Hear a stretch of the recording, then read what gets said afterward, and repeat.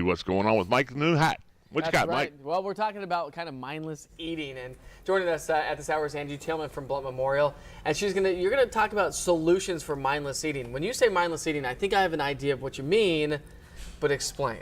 By the way, good morning to you. Good morning to you. So everything that I'm talking about is based on this book called Slim by Design, and this is by a researcher, Dr. Brian Wansink, who has studied why we eat what we eat. And it's not as conscious as what we might think. What he found in his research is that the majority of the decisions we make around food each day are very subconscious. So we walk by the candy bowl at work and we grab it. We walk by the leftover whatever on our kitchen counter and we eat a few bites of that.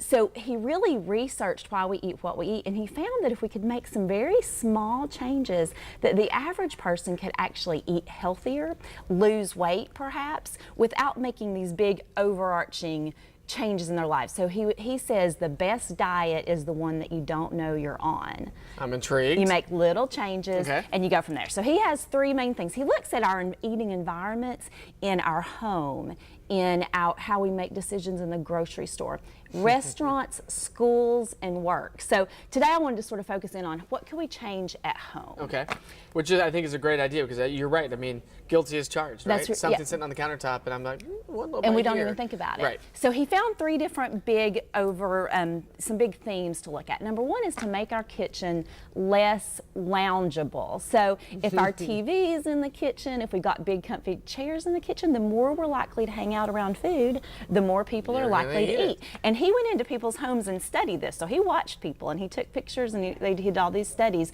The more we're in the kitchen, the more we're likely to eat. Go to a Mexican restaurant, they put the chips and salsa in front of you, you're full before your meal even gets there. But same concept, right? Absolutely. It's there, you're going to eat it. Right, absolutely. So hang out in the kitchen less. Number two, everybody hangs out in the kitchen. Which is That's the thing. Well, so, but think about it. Do I need to? He found that if you just actually made an effort to stay out less, he actually measured out fewer calories that you would consume over the course of a day. Okay. Second, make the less healthy foods less visible and the healthier foods more accessible and visible. It sounds really simple, but if you think about buying we buy those beautiful vegetables, and in many refrigerators, the crisper drawers are way down on the bottom, and often they're closed, so you don't really see them. And you forget about them? You forget about it, and you just don't eat it. So he says put all of your healthy fruits and vegetables up front, clear containers so that you can see them, and you're more likely to eat them. He showed that in his research. He also looked at what we have out on our counters, and he found some really interesting things. He found that people who had a box of cereal, a breakfast cereal, sitting on their counter in visible plain sight were likely to weigh 21 pounds more than someone who did not. Someone who had soda on their cabinet was likely to weigh 29 pounds more than someone who didn't. The only food visible that was likely to be associated with a healthier weight was having a fruit bowl on your cabinet, on your kitchen counter. So that can be a good thing. But sometimes it can be really interesting to go home and just look around and see, okay, do I have a bag of chips or a box of cereal or soda sitting out? So those are some small changes that could possibly make a real difference. That is crazy, but we kind of eat with our eyes, right?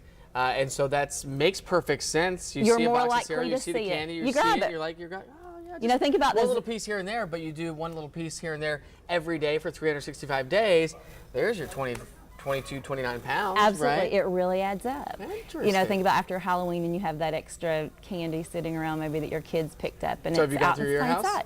Oh, we have, yeah. Have you really? I really have, and it makes a huge difference. Yeah. I think I did a lot of these things pretty naturally already, but we did move the fruits and vegetables into the middle of the fridge, and it's made a big difference. Very smart. Angie Tillman, thank you very much. Thank What's you. that book called? It is called Slim by Design. Okay, in case you're interested by that, there's the information right there on your screen. You're watching Fox 43 News this morning. When we come back, we're actually going to be heading to the kitchen.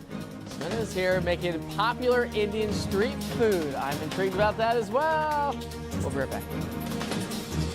That's